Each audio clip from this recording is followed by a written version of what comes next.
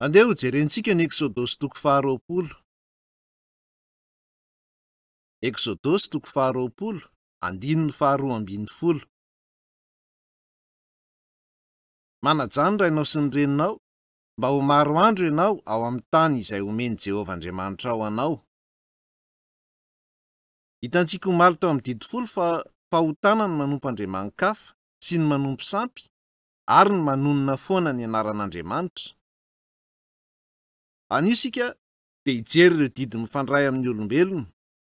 Ireo didy efatra voalohany amin'ny didy folo dia miresaka momba ny fifandraisantsika amin'Andriamanitra, ary ireo enina farany kosa amin'ny fifandraisana eo amintsika samysika.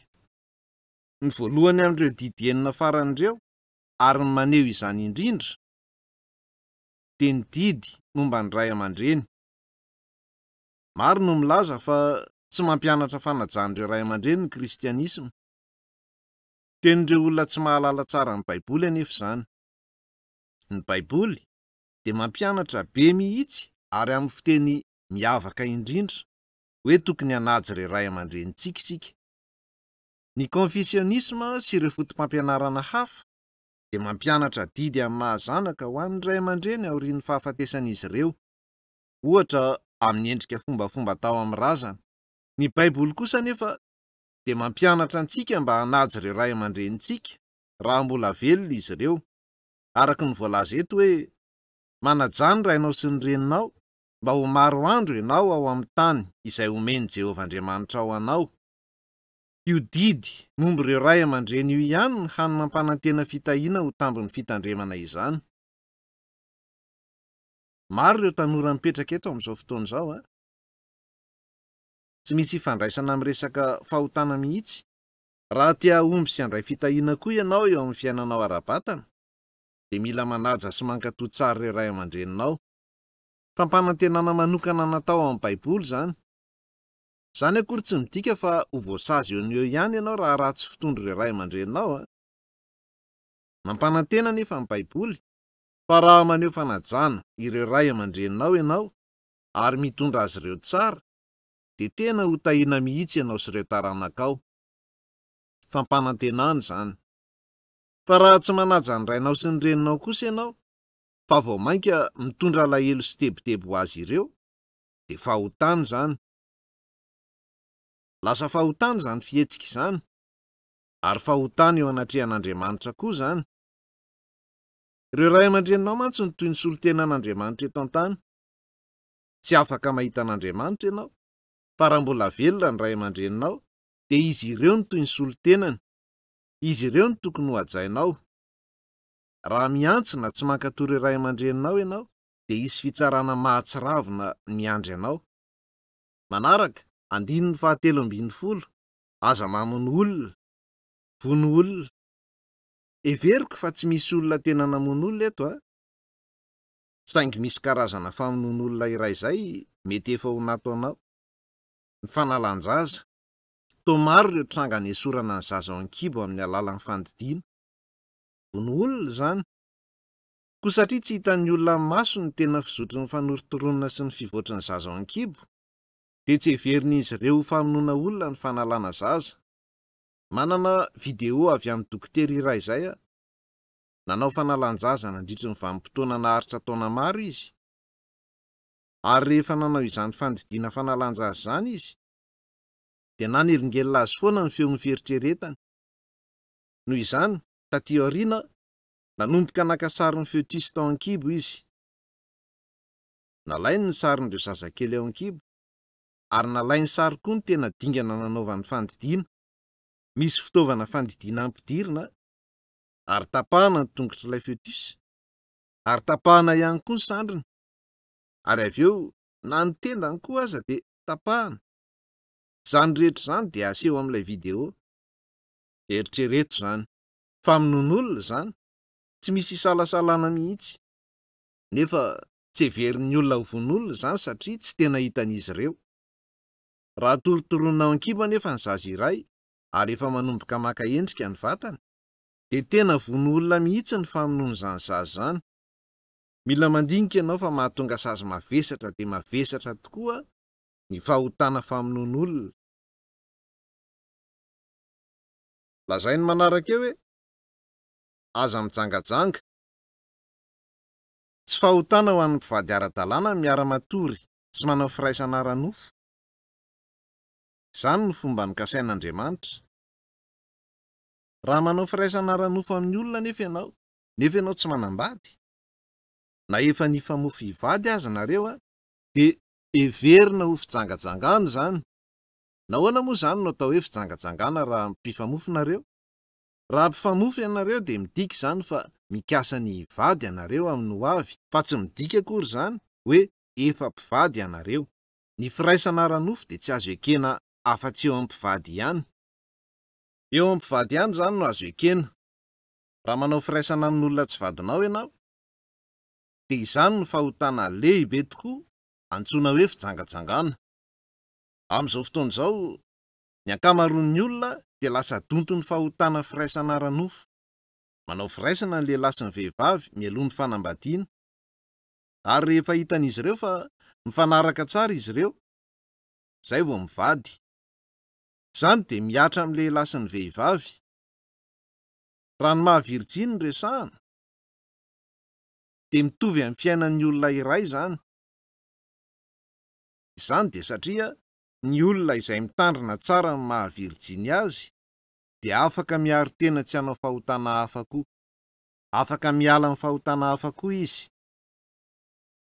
Fa rehefa vao hitsakitsaka na nesorina tamin'ny olona iray ny maha-Virjiny azy, dia rava avy hatrany ny fiarovan-tena ao am-pony, ary montsamontsana ny fiainana. Rava ihany koa ny fahatapahan-kevitr'izy ireo na hery vaika. Raha vao mitranga izany, dia lasa tsy rototra amin'ny fahotana intsony ny olona amin'ny ankapobeny. Mihevitra ny olona fa tsy mampaninona izany izao, satria efa voaloto ny vatany ka milavolefina fotsiny. Tokony ho fantatrao fa ny maha-Virjiny anao no fiainanao. Ny famoizana ny maha-Virjiny dia mitovy amin'ny famoizana aina. Tokony hitandrina tsara ny maha-Virjiny anao ianao, mandra-pahitanao ilay lehilahy na vehivavy iray tena tianao marina, ary izay olona izay no toloranao izany. Amin'izany fomba izany no ahafahan'ny olon-droa ho tonga vatana iray ary fianakaviana iray, ka afaka miara-miaina am-pifaliana ny maha iray azy izy ireo. Miova ny fon'ny olona iray manomboka amin'ny fotoana aharenesany hoe efa nanana firaisana ara-batana tamin'ny vehivavy na lehilahy hafa ny vadiny talohan'ny hivadian'izy ireo. Mety hamarana ny fitiavan'izy ireo mihitsy azy izany. Izany no mahazava-dehibe izay resaka izay. Nefa amin'izao vaninandro iainantsika izao dia mirodana daholo ireo soatoavin'ireo, ary hitantsika ny fahampitehan'izany fomba fiaina izany tanteraka. Lasa feno fahavetavetana izao vanim-potoana izao, ary tsy misy moraly, sady mikorontana tanteraka izao tontolo izao. Raha misy aminareo nanao firaisana ara-nofo toy izany ivelan'ny fifatoran'ny fanambadiana, dia azo sazy faran'izay mafy tokoa izany olona izany. Raha tsy manetry tena sy mibebaka ianao, dia tsy misy fomba hahatongavan'ny finoana aminao. Manaraka, aza mangalatra. Tsy mila manazava akory ny atao hoe mangalatra. Raha efa naka zavatr'olona ianao nefa tsy fantany, dia mila mibebaka amin'izay nataonao ianao. Ary manaraka, aza mety ho vavolombelona mandanga anameloka ny namanao. Milaza izany hoe tsy tokony hamitaka ny hafa amin'ny filazana lainga ianao, ary tsy tokony hiteny zavatra tsy marina momba ny hafa ka hanelitsao tsy marina. Manaraka, lazaina eo amin'ny 1:7 hoe aza mitsiriritra ny tranon'ny namanao, aza mitsiriritra ny vadin'ny namanao, na ny mpanompo lahiny, na ny mpanompo vaviny, na ny ombiny, na ny borikiny, na izay mety ho an'ny namanao akory aza. Ny fitsiriritana ihany koa ny fiandohan'ny fahotana maro. Manana ireo didy folo ireo izany isika. Ny fanazavana ny didy momba ny andro sabata dia mety ho somary sarotra dinihina amin'izao fotoana izao, ka ho dingantsika fotsiny. Eo ampamakian'ireo andiny teny ireo, dia manontania ianao tena raha misy amin'ireo didy ireo manohintohina anao amam-ponao ao. Sahiran-tsaina angamby ianao satria tsy nankatony ray aman-dreninao. Raha manahiran-tsaina anao ny ray amin'ireo didiny vakinao teto, dia mila manetry teny eo anatrehan'Andriamanitra ianao ary mibebaka amin'ny kitsim-po. Andeha isika hijery ny testamenta taloha. Ny bokin'ny Isaia toko 7:50. Isaia toko 7:50. Ho vakiako manomboka eo amin'ny 1:1. Jereo, tsy hoe no afoezina ny tanan'i Jehova mba tsy hahavonjy, na hoe lalo-dalovana ny sofiny mba tsy hahare, fa ireo elokareo no hevitra mampisaraka anareo amin'Andriamanitra, ary ireo fahotanareo no mampiafina ny tavany aminareo, ka tsy hiaino izy.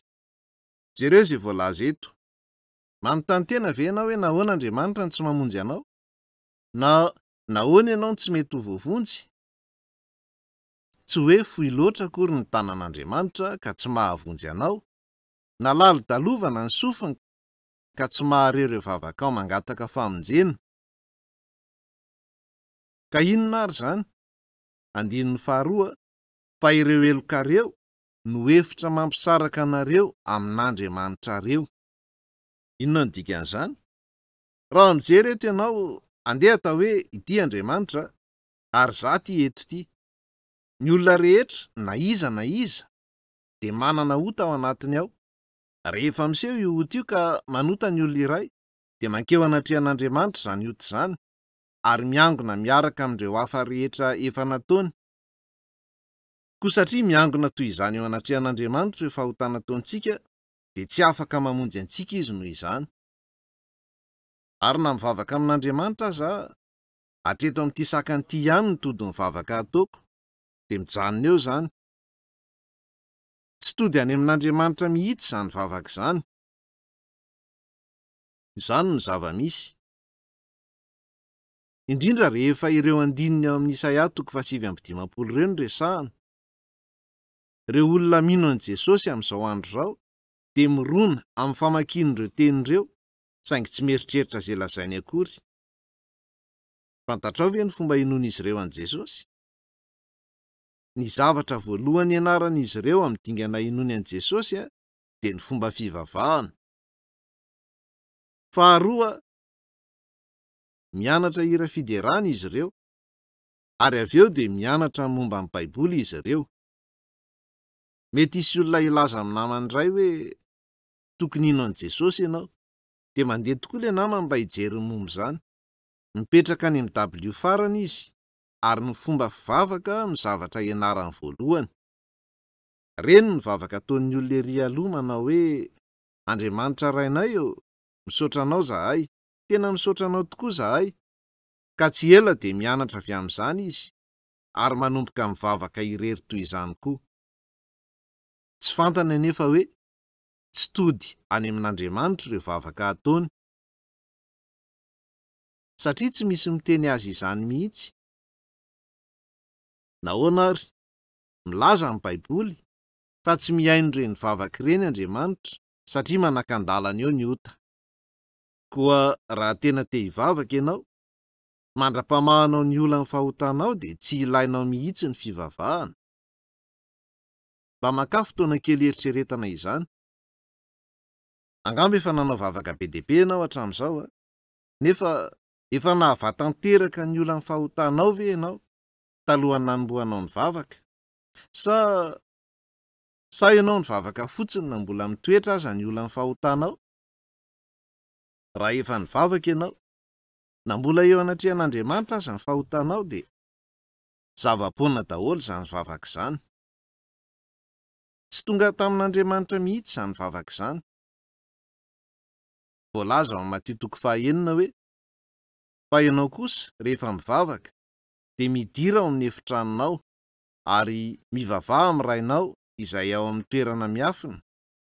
Ary raha mivavaka ianareo dia aza mamerimberim-poana tahaka ny jentilisa, fa heverin'izy ireo ny hamaroan'ny tenin'izy ireo no hiainona azy ireo. Fa fantatry ny rainareo izay zavatra ilainareo, mialohan'ny angatahanareo aminy. Izany no lazain'ny Baiboly. Nilaza izany Jesosy. Nilaza izy fa tsy tokony hanao vavaka miverimberina foana isika. Efa fantatr'Andriamanitra izay ilainao mialoha ny angatahanao aminy. Raha ny momba ny vavaka, dia misy ny vavaka atao ampabe-maso.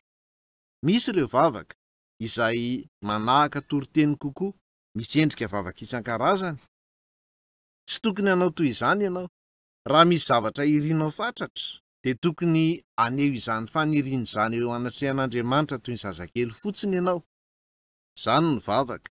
Raha ny zaza vao teraka dia mivavaka izy rehefa mitomany. Rehefa manangana ny sandriny sy ny tongony izy ary mitsipatsipaka mitomany dia karazana vavaka izany. Ary rehefa reniny izany dia mihazakazaka manatona izy. Jereny raha misy fofona avy amin'ny tanty. Jereny raha mila soloina ny tanty. Na koa izy miezaka mampinono ilay zaza raha nono ilay zaza. Ny fotoamanina ny vavaky ny zazakely.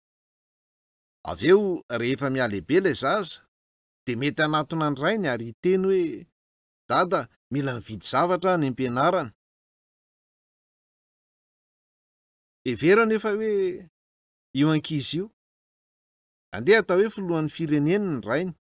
Moa ve rehefa hankany amin'ny rainy ilay zaza dia hiteny hoe, andre matoa filoha-tsaina, izany ve ny fomba hitenenany amin'ny rainy? Hiteny fotsiny izy hoe dada na papa. Na izany aza ny olona sasany rehefa mivavaka dia mampiasa fomba fiteny miompampana. Miteny zavatra toy izao izy ireo: ry Tompo Andriamanitry ny tafika, ry Tompony Tompo. Izany anefa dia lahateny fa tsy vavaka. Koa misy izany ny vavaka izay mitovitovy kokoa amin'ny lahateny. Misy ny tononkira, misy ny vavaka toy ny toriteny, ary misy mihitsy aza ny vavaka izay misy olona tamy avy any ary mandona ny lamosin'ireo olona mivavaka. Tsy misy anefa na iray aza amin'ireo karazana vavaka ireo no tena vavaka marina. Izy rehetra ireo dia ampahany ihany amin'ny fombafomba raikitra fotsiny. Tsy izany no atao hoe vavaka. Ahoana ny fomba iresahanao amin'ny olona akaiky anao indrindra? Mamela ametraka fanontaniana aminao. Iza ny olona roa mifanakaiky indrindra ao amin'ny fianakaviana iray? Ho an'ireo izay manambady dia ny vadiny ny olona akaiky azy indrindra sa tsy izany? Rehefa miara-mipetraka eo amin'ny latabatra fisakafoana ny mpivady, moa ve ilay vehivavy miteny amin'ny feo mahery amin'ny vadiny, amin'ny fampiasana fitenenana toy ny hoe, ny vadiko filoha-tsaina indrindra amin'ny orinasa toy izao sy izao? Nanao izany ve izy? Tsia, ifampiresaka moramora izy ireo, fa tsy andrenesany manodidina izay lazainy. Ny vavaka dia fifampiresahana eo amin'Andriamanitra sy ny olona manana fiainana marina ao anatiny. Mazava loatra fa raha mitarika vavaka ampabe-maso ianao, dia mila miteny amin'ny feo mafy mba ho ren'ny rehetra. Nefa misy zavatra tsy mety mihitsy amin'ny fomba fahitan'ny olona amin'ny ankapobeny hoe tokony hanao ahoana ny vavaka. Niditra antsokosoko ao amin'ireo fiangonana kristianina amin'ny ankapobeny ny fombafomba-pivavahana toy ny firanana, fanononana ny vavaka nampianarin'ny Tompo, ka simba ny fototry ny vavaka. Tsy tokony ho toy ireny ny vavaka. Milaza ny olona fa toy ny miaina ny vavaka. Mamela ianao anontany anao ary, ny olona velona no miaina sa ny olona maty? Mbola mila manontany ve? Efa nahita faty miaina ve ianao? Raha toy ny mifoka rivotra ny mivavaka, dia miaina ho azy ny olombelona. Raha te hiaina, respire mafy ianao, dia afaka mihazakazaka foana, misefosefo eny am-pandehanana eny. Raha toa ka mitovy amin'ny miaina na respire ny mivavaka, raha voavonjy ianao ary voavaha ny olana momba ireo fahotanao, dia hivavaka ho azy amin'Andriamanitra ianao. Ho hitanao fa hivavaka ho azy, tsy misy amboamboariny ianao. Fa raha tsy voavonjy ianao ka manakana ny lalanao rehefa fahotanao, dia mety hivavaka amin'ny endrika hira, na lahateny, na toriteny ianao, nefa tsy misy ilanao izany mihitsy. Raha misy aminareo efa zatra mivavaka hatramin'izay, mbadiny io lalina ny momba izay. Manontania ianao tena raha tena niaino ny vavaka ao Andriamanitra. Raha mbola tsy nisy mihitsy fotoana nivahan'ny olona ny fahotanao tanteraka teo anatrehan'Andriamanitra, dia azonao heverina fa tsy niaino ny vavaka ao mihitsy Andriamanitra. Andeha ho jerentsika ny Jeremia 5. Aorian'ny bokin'i Isaia mihitsy izany. Jeremia 5:5-20. Ireo elokareo no mampiala izany zavatra izany, ary ny fahotanareo no misakana ny soa tsy ho azonareo. Jereo ty izao. Andeha atao hoe misy ota manelanelana ity olona ity sy Andriamanitra, nefa Andriamanitra te hanome zavatra tsara ho azy. Fantatrao ve hoe inona ny zavatra tsara indrindra tonga amintsika avy amin'Andriamanitra? Ny zavatra tsara indrindra avy amin'Andriamanitra ary tian'Andriamanitra omena antsika? Heverinao ve fa zavatra azonao ampiasaina ahazom-bola izany? Heverinao ve fa faharanitan-tsaina hanampiana antsika ahomby amin'ny fianarana izany? Heverinao ve fa zavatra hanampiana antsika ahomby amin'izao fiainana izao izany? Angamba ny tovovavy anankiray mahita tovolahy-panan-karena sady tsara tarehy ho vadiny, dia hevitra fa fanomezana avy amin'Andriamanitra izany. Tsy izany koa anefa no izy. Ny fanomezana lehibe indrindra avy amin'Andriamanitra dia ny fanahy masina. Ny fanahy masina no mahatonga antsika hateraka indray, ary amin'ny alalan'ny fanahy masina no ahafahantsika mahafantatra sy mandray izay rehetra omen'Andriamanitra antsika. Ny fanomezana lehibe indrindra avy amin'Andriamanitra dia ny fanahy masina, nefa averenao aoriako azafady, ny fahotanareo no misakana ny soa tsy ho azonareo. Ny zavatra tsara tonga amintsika avy amin'Andriamanitra dia ny fanahy masina, nefa raha mbola mitoetreto io fahotana io, dia tsy afaka hiditra aminao ny fanahy masina. Raha mitoetra eo anatrehan'Andriamanitra ny fahotanao, dia tsy afaka hiditra ao amin'ny fanahinao ny fanahy masina. Tsy izaho akory ny namoron'ireo tenin'ireo, ny fahotanareo. Ny fahotanareo. Maneho ireo fahotanao izany. Ny fahotanareo no misakana ny soa, ny fanahy masina, tsy ho azonareo. Raha voavaovà nefa ny olan'io fahotana io, dia miditra ho azy ao aminao ny fanahy masina. Rehefa voavaha ny olan'io fahotana io, dia miditra ho azy ao aminao ny fanahy masina. Ko ny fanontaniana mipetraka izany dia ny hoe, ahoana no ahafahanao mamaha ny olan'ny fahotanao? Moa tsy izay hoe ny olana lehibe indrindra tokony ho vahana? Andeha isika izao hijery ny Jeremia 7:20. Jeremia 7:7-7. Andininy 7. Ny fo dia mamitaka mihoatra noho ny zavatra rehetra sady ratsy mahaketraka. Iza no mahafantatra ny aminy? Izaho Jehova no mandinika ny fo, mamantatra ny saina ary mamaly ny olona rehetra araka ny fanaony avy, araka ny vokatry ny ataony.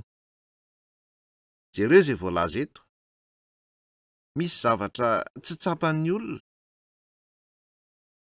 Misy zavatra tsy fantatry ny olona. Heveriko fa ny ankamaronareo dia mipetraka an-tanan-dehibe ka mety mbola tsy nanome sakafo ny kisoa mihitsy saty izany. Ary mety tsy fantatrao ny fahaloton'ny kisoa. Nisy fotoana taloha ny ompiko kisoa. Raha mijery ao amin'ny valan'ny kisoa ianao dia ahita kisoa mandehandeha ary mipetraka eo amin'ny malotony eo ihany. Mahatsiravina koa ny fofon'izy ireo. Biby tena maloto tokoa izy ireo. Milaza nefa Andriamanitra fa misy zavatra mbola maloto kokoa noho izany aza. Mbola misy zavatra maloto kokoa noho ny kisoa mihinana sy misotro ary matory eo amin'ny dikiny ihany. Ary izany zavatra izany dia ny fon'ny olona. Angamba rehefa niaina ny fiainanao teto amin'izao tontolo izao ianao mandraka ankehitriny, dia tsy nieritreritra hoe tena maloto, ratsy, na mamitaka mihitsy ny fonao. Mety ho tsy nihevitra ny fonao ho mpamitaka ianao. Mamelà ianao anontany anao zavatra iray. Tsy mandainga ny kisoa. Raha voky ny kisoa, dia tsy mamitaka ny olona hampieritreritra azy hoe noana amin'ny fanaovana wink wink wink. Raha voko ny kisoa dia tsy mitabataba, fa rehefa noana kosa izy dia mitabataba be, mikikika izy ary mitrona, tsy mandainga ny kisoa. Rehefa niaina ny fiainanao ianao hatramin'izao, moa ve ianao tsy mbola nandaingana indray mandeha fotsiny aza? Izay ilay hoe feno fitaka. Ny kisoa tsy mamitaka, fa ao am-potsika ao no misy fitaka. Misy fotoana izay iaonantsika amin'ny olona iray ary ety ivelany dia mitsikisika, mifandray tanana, manontany fahasalamana, ary amin'ny ankapobeny dia mody faly mahita azy ireo. Nefa ao anaty ao isika dia mety eritreritra hoe raha mba nanana basy aho mantsy dia ho nitifiriko eo ihany io. Ety ivelany dia mety handray tanana ianao ary anontany hoe manahoana ianao, nefa tena lainga sy ratsy tokoa izany. Dia misy koa fotoana tsy zakantsika ny mahita ny fahombiazan'ny olon-kafa. Lasa mialina sy mitsiriritra isika. Andeha atao hoe misy lehilahy iray, ary raha mipetraka amin'ny tokana mangina irereo izy fa tsy manao n'inon'inona dia mety ahatalanjona ery ny fijery azy. Mety hijery azy ny olona ary hevitra hoe tena tsara fitondran-tena mihitsy izy ary malemy fanahy. Nefa andeha atao hoe manatona azy ianao ary mitenina manao zavatra nampitohinana azy. Raha manatona azy ianao ka mimpanga azy ho nanao zavatra izay tsy nataony akory, dia hirehitra avy hatrany ny hatezerany. Mety hika hanompanao izy. Nahoana izy no hanao toy izany? Izany dia noho ny haratsiana ao anatiny. Raha tsy nisy haratsiana tao anatin'io olona io, na ataonao ahoana izy na ataonao ahoana dia ho tony hatrany. Voadonanao kely fotsiny ny olona iray dia ho sorena. Hifoha ao anatiny ny fankahalana, hatezerana ary hiozona. Nahoana ary? Izany dia fanehoana fa misy haratsiana ao anatin'ny olona. Misy fitaka ihany koa ao. Izany hoe misy ota ao anatin'ny olombelona. Dia izany no ilazana eto hoe ny fo dia mamitaka mihoatra noho ny zavatra rehetra sady ratsy mahaketraka. Iza no mahafantatra ny aminy? Eritrereto izany. Nandritry ny fiainanao teto amin'izao tontolo izao mandraka ankehitriny dia tsy fantatrao akory hoe hatraiza ny famitahan'ny fonao na hatraiza ny hadalan'ny fonao. Izany no izy. Niaina ny fiainanao tsy nahalala izany rehetra izany ianao, iza no mahafantatra ny aminy? Koa satria tsy nahafantatra izany ianao mandraka ankehitriny, dia niaina ny fiainanao tamin'ny pahasahiana teto amin'izao tontolo izao, toy ny hoe tsy nisy akory ny olana. Izay le izy. Izay no olana. Mamelao ianao hanazava izany toy izao. Andeha atao hoe misy sela homamiadana ao anatin'ny vatanao. Tsy tia oksizena ny sela homamiadana. Amin'izao fotoana izao dia voaloto ny rivotra eto amin'izao tontolo izao ka mitombo tsikelikely ny homamiadana ao anatinao. Na mitombo aza anefa izany dia tsy fantatrao mihitsy. Tsy mahafantatra izany mihitsy ianao. Rehefa mitombo ka miteraka fanaintainana ilay homamiadana, voalasa fantatrao. Nefa efa tara loatra izany. Amin'izay fotoana izay dia tsy misy fomba hanasitranana azy intsony. Toy izany koa na misy ota, haratsiana ary fitaka aza ao anatin'ny olombelona. Na misy izany rehetra izany azy ao anatin'ny olombelona, dia miaina ny fiainany tsy mahafantatra izany ny olona. Avy eo aty aoriana rehefa mahafantatra izany izy ireo, dia efa diso aoriana loatra izany. Mila mahatsapa izany ianao dia mbola tsy tratra aoriana loatra. Mila mahatsapa ianao hoe misy io fitaka io, io haratsiana io fahotana io ao anatinao. Ny toe-draharaha misy anao dia toy ny an'ny olona iray mitazona bomba retardement. Jereo izay lazainy manaraka eo amin'ny 10 Izaho Jehovah no mandinika ny fo, mamantatra ny saina ary mamaly ny olona rehetra araka ny fanaony avy, araka ny vokatry ny ataony. Jereo io. Lazaina eo fa indray andro any dia ho valian'Andriamanitra araka ny fanaony avy, araka ny vokatry ny asany ny olona tsirairay. Izany hoe hitsara ny olona rehetra izy. Lazainy noho izany fa na inona fahotana mety ho efa vitanao, dia ho saziana noho izany fahotana izany ianao. Izany ny fitsarana. Indray andro any dia ho avy ny fotoana izay anasaziananao no ireo fahotana rehetra nataonao nandritry ny fiainanao teto amin'izao tontolo izao, na fahotana ninina natao izany, na tsy na. Nahoana ary? Iza ny mahafantatra ny amiko? Andriamanitra ny mahalala ny ao am-po, izay le izy. Mamantatra ny fo ary mandinika ny saina Andriamanitra, koa satria mahalala ny ao anaty sy ny ivelan'ny olona Andriamanitra, mahafantatra izay eritreretintsika ao am-pontsika, izay tadiavintsika ary izay ataontsika izy. Dia ho avy ny andro izay tsy maintsy andoavantsika ny saran'izany zavatra rehetra izany. Noho izany dia olana faran'izay goavana tokoa izany. Rehefa manao zavatra tsy mety ny olona, dia mihevitra fa hierendoza ihany izy ireo rehefa tsy tratra. Rehefa manao heloka tsy fantatr'olona izy ireo, dia mihevitra fa nahomby tamin'ny nataony, ka nahazo tombony tamin'izany. Saingy zavatra iray tokony ho fantatr'izy ireo no hoe, na mandositra ny famitorana sy ny fitsarana araka ireo lalàna n'izao tontolo izao azy izy ireo, ireo zavatra nataon'izy ireo dia tsy afa-mandositra ny fibanjinan'Andriamanitra, izay mahita ny zavatra rehetra toy ireny hoe azavain'ny tselatra ireny. Mety anjelatra makivaky ny lanitra avy any lavitra any ny tselatra, nefa ny hazavany mamiratra dia tafiditra hatrao amin'ny efitranonao mihitsy aza. Mahalala ny zavatra rehetra Andriamanitra. Mety ho afaka hiala mba tsy ho tratry ny lalàn'izao tontolo izao ianao, saingy tsy afaka mandositra ny fitsaran'Andriamanitra.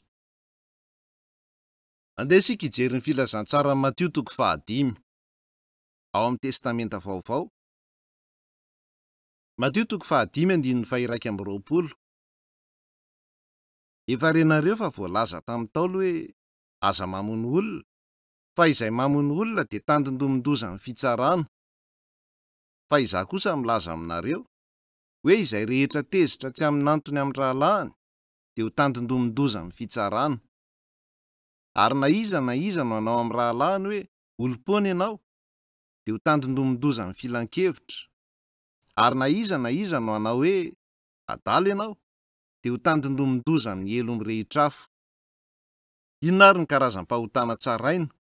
Ary inona ny karazam-pahotana andefasan'olona any amin'ny helo? Ny ankamaroan'ny olona dia mihevitra fa alefa any amin'ny helo ny olona iray no nanaovany fahotana lehibe, toy ny halatra na ny famonon'olona, fa tsy noho ireo fahotana madinika kokoa. Ary noho izany dia tsy mihevitra mihitsy ireo fahotana madinika kokoa ho fahotana izy ireo. Inona no lazain'i Jesosy momba izany? Nilaza izy fa ho tsaraina izay mamono olona, nefa hoy koa izy, fa izaho kosa milaza aminareo hoe izay rehetra tezitra tsy amin'ny antony amin'ny rahalahiny. Jereo izay voalaza eto, izay rehetra tezitra tsy amin'ny antony amin'ny rahalahiny. Rehefa lazaina hoe rahalahiny eto, dia anisan'izany ireo mpiray tampo aminao, ireo namanao, ary izay olona rehetra mahatezitra anao eto amin'izao tontolo izao, na mahavinitra anao. Romotry ny hatezerana amin'olona. Milaza ny Baiboly fa isaky ny manao izany ianao, na iza ianao na iza, dia ho tsaraina ianao noho izany. Ny olon-drehetra tsy ankanavaka. Tsy ireo fahotana be ihany no tsaraina. Ary angamba ny tsotra indrindra amin'ny fahotana dia ny hatezerana. Angamba tsy misy olona na iray azy eto amin'izao tontolo izao hoe tsy mbola tezitra mihitsy. Na iza no anao amin'ny rahalahiny hoe olom-pony ianao. Olom-pony ianao, mompange izany. Koa izany dia milaza fa raha miteny hoe ilay vendrany ity, na ilay adaly ity, dia ho any amin'ny helo ianao noho izany fahotana izany. Tsy foroporonoko akory izany. Andeha ho jerentsika ny 2:20. Fa izaho kosa milaza aminareo hoe izay rehetra tezitra tsy amin'ny antony amin'ny rahalahiny, dia ho tandindomindozan'ny fitsarana. Ary na iza no anao amin'ny rahalahiny hoe olom-pony ianao, dia ho tandindomindoza amin'ny filan-kevitra. Ary na iza no anao hoe adala ianao, dia ho tandindomindoza amin'ny helo mirehitra afo. Toa somary tafahoatra ny an'Andriamanitra sa tsy izany? Ka moa ve izany tsy midika fa tsy maintsy mankany amin'ny helo ny olona rehetra eto amin'izao tontolo izao? Everiko fa mety ho sarotra aminao manaiky ireo tenin'ireo na mandray azy ireo a. Izany no antony tokony handraisanao famonjena. Asio marika eto dia andeha isika hijery ny Apokalipsy toko 20. Apokalipsy toko 20:12. Ary nahita ireo maty a, na ny lehibe na ny kely, nitsangana teo anoloan'Andriamanitra, ary nisy boky nivelarina. Ary nisy boky iray hafa koa nivelarina, dia ny boky ny fiainana izany. Ary ireo maty notsaraina araka ireo asan'izy ireo, arak'izay zavatra voasoratra teo anatin'ireo boky. Ny ranomasina namoaka ireo maty tao anatiny, ary ny fahafatesana sy ny adesy namoaka ny maty tao amin'izy ireo, dia samy notsaraina araka ny asany avy izy ireo. Inona ny dikan'izany rehetra izany? Maneho ny tantaran'ny zanak'olombelona ity tsipika ity. Ity ny fitotoanan'ny fahorian-dehibe. Rehefa miveriny Jesosy dia ho tonga ny faran'ny tantaran'izao tontolo izao ankehitriny, ary ahorona ny fanjakana rivo-taona. Ary avy eo amin'ny farany, eto, amin'ireo olona rehetra teraka teto amin'izao tontolo izao, ireo olona rehetra izay maty nefa tsy voavonjy aloha, izy rehetra dia samy hatsangana amin'ny maty amin'io fotoana io. Izany ny fitsanganan'ny olona tsy voavonjy. Izay olona rehetra teraka teto amin'izao tontolo izao tsy hankanavaka dia hatsangana amin'ny maty amin'io fotoana io. Averenao aoriako azafady. Ao amin'ny Jaona toko 5:7-20 dia hivoaka ireny izay nanao ny tsara, dia ho any amin'ny fitsanganana ho fiainana. Fa izay nanao ratsy kosa, dia ho any amin'ny fitsanganana ho fahamelohana. Izany no fitsanganana ho fanamelohana. Hatsangana ny olona amin'io fotoana io mba ho tsaraina. Andeha atao hoe tia ny toeram-pitsara. Tia ny toeram-pitsara ary mipetraka eto ny mpitsara. Ary reto misy olona mijoro miandro ho tsaraina. Miandro ho tsaraina ireo olona ireo ary misy boky eo anoloan'izy ireo. Samy misy boky avy eo anoloan'izy ireo.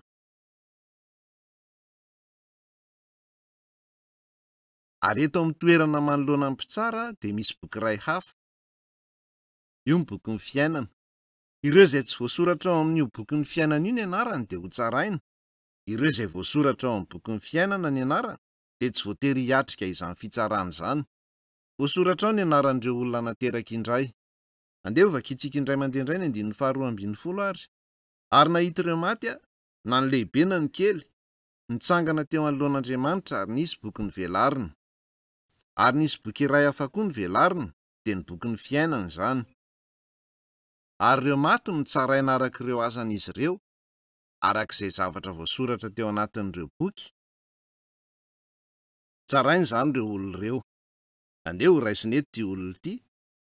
Ity ny olona voalohany, ny faharoa, ny olona fahatelo, ny olona fahaefatra, ary ity ny olona fahadimy eto. Tsy tena posibla aloha izao fa andeha atao hoe indray mandeha monja ny tezitra ity olona voalohany ity, nandritry ny fiainany manontolo. Indray mandeha ihany izy no tsy nahafen'ny hatezerany, lasa tezitra izy. Indray mandeha ihany io olona io ny tezitra. Vokatr'izany, io olona io dia tsaraina noho izay fahotana izay, ary alefa any mihelo. Ary rehefa tonga any mihelo izy, dia mandray ny sazy noho ilay hota tamin'ny tsy nahafehezan'ny hatezerana indray mandeha monja teo amin'ny fiainany manontolo. Any mihelo dia izay nataonao ihany no hanasaziananao.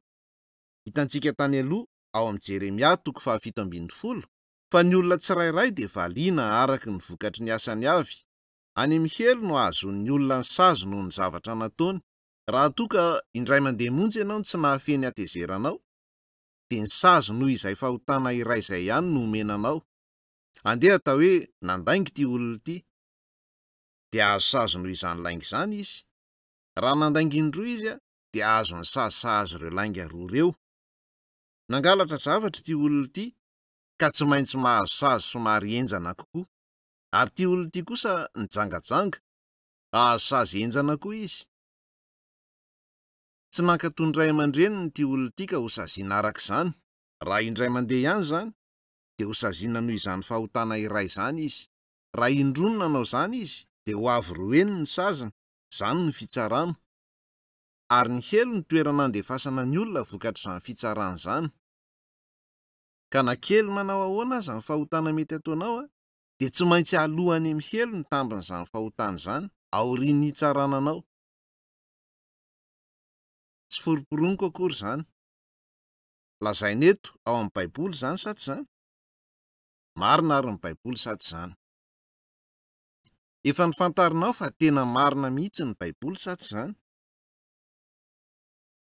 Mety tsy te hiaiko izany ao am-ponao ianao, na tsy te hiaino izany ianao nefa mazava tsara izany zava-marina izany.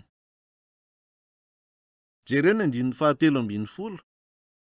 Ny ranomasina namoaka ireo maty tao anatiny, ary ny fahafatesana sy ny adesy namoaka ny maty tao amin'izy ireo, dia samy notsaraina araka ny asany avy izy ireo.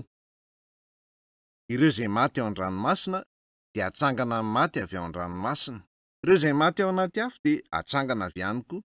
Ahoana no ahafahan'ny olona iray maika maty hitsangana indray? Raha maty ao an-dranomasina ny olona iray, dia mety hisy atsantsa ho avy hihinana ny vatany. Avy eo dia mety hisambotra le atsantsa ny olona, hanaisotra ny menaka avy aminy ary hihinana ny nofony. Raha izany no izy dia mety anontany teny ianao hoe ahoana izany no ahafahan'ny olona iray maty amin'izany fomba izany hitsangana indray? Na maikilaka maty aza ny olona iray, ny entona toy ny hidrogène, ireo entona mandrafitra ireo singa fototry ny vatana izany, dia mbola mitoetra. Mety hiditra amin'ny tany ireny ary lasa mifangaro ka mahatonga ny tany droka. Kanefa raha mbola velona koa ny fanahin'ilay olona, dia tsy mampisy olana akory ny fananganana ny maty. Ka izay rehetra maty nefa tsy voavonjy dia mankany amin'ny adesa aloha, ary avy eo amin'io fotoana io dia atsangana ary ho tsaraina izy ireo. Izany ny fitsanganana ao amin'ny fitsarana, ka ho tsaraina ary atsipy any amin'ny fariafo izy ireo. Aoka isika heritreritra izao. Andeha atao hoe rehefa mamaky ny Baiboly ary miaino izany teny izany ianao, dia lasa saina hoe aiza kosa mety tsy ho marina izany. Heveriko fa tsy marina izany. Dia tsy tena manaiky izany rehetra izany ianao ao am-ponao ao. Raha izany no izy, inona nataonao rehefa miseho eo imasonao ireo zavatra rehetra ireo indray andro any? Inona nataonao rehefa tonga zava-misy aminao ireo tenin'ireo? Dia ho tratra aoriana loatra nefa izay, Milaza ny Baiboly fa toerana misy afo mirehitra ny helo. Ny antony tsy ahafaty anao any amin'ny afo any dia satria ho ao anatin'ny vatana natsangana tamin'ny maty ary tsy mety may ianao. Ny vatana natsangana tamin'ny maty dia tsy ho may ary tsy hanjavona. Na ny vatan'ny mpanota aza dia tsy ho may ka hanjavona rehefa avy atsangana amin'ny maty. Aharitra mandrakizay izany. Izany no nahatonga an'i Jesosy ny teny toy izao amin'ny Mateo 5. Andeha isika hiverina Mateo 5. Mateo 5:12.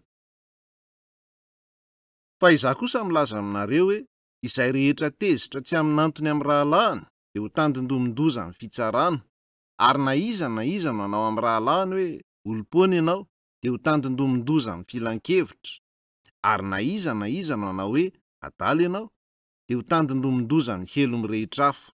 Tsy naneso Jesosy ireo zava-misy araka nisehony mihitsy no nolazainy. 15. Mifanaraha aingana amin'ilay manana ady aminao, raha mbola miara-dia aminy ianao. Sao ilay manana ady aminao hanolotra anao amin'ny mpitsara, ary ny mpitsara kosa hanolotra anao amin'ny manam-pahefana, ka atao ao am-ponjy ianao. Mamelao ianao hanazava ny dikan'izany. Teto izy dia nampiasa ny fanoharana momba ny fitsarana. Eto ny trano fitsarana, ary ity no lalana mankany amin'ny lapan'ny fitsarana. Ity misy olona iray mizotra amin'ity lalana ity. Ary ity olona iray ity dia mitarika azy eny. Mitarika azy eny ity olona ity nefa ho aiza izy ireo? Ity ny toerana hitsarana ny olona. Ity olona mandeha eo aloha ity no mpampanohy lalàna. Matetika tsy ny mpampanohy lalàna no mitondra ny voampangeny amin'ny fitsarana. Asan'ny pôlisy na ny mpiambina amin'ny fonja izany sa tsy izany moa? Raha ny tena izy anefa dia mitovy amin'ny mpampanolalàna mitondra ny voapanga eny amin'ny fitsarana ihany izany. Dia hoy izy, ndao sika, tsy maintsy miatrika fitsarana ianao. Eto Jesosy dia mampiasa ny ohatra momba ny fitsarana iray ampabe-maso mba hanazavana ny fitsarana farany, ary milaza izy fa ity olona manaraka avy ato aoriana ity dia tokony hifanaraka amin'ilay manana ady aminy ny mpampanolalàna izay mandeha eo alohany. Rehefa lazaina hoe mifanaraka, izany dia midika hoe mamaha ny olana amin'ny alalan'ny fandravonana ny disadisa miaraka amin'ny mpampanolalàna. Raha mandamina ny raharaha miaraka amin'ny mpampanolalàna ianao mialohan'ny ahatongavanao eny amin'ny fitsarana, dia mitsahatra ny olana, ary tsy voatery mandeha ho tsarainy intsony ianao. Raha mijery anefa ianao eto dia hoy Jesosy, mifanaraha aingana amin'ilay manana ady aminao raha mbola miara-dia aminy ianao. Inona le lalana na dia resahany? Ity lalana ity. Ity ny lalan'ny fiainana. Ny lalana izay izoran'ny olona eo amin'ny fiainana eto amin'izao tontolo izao dia lalana miafaran'ny fitsarana farany.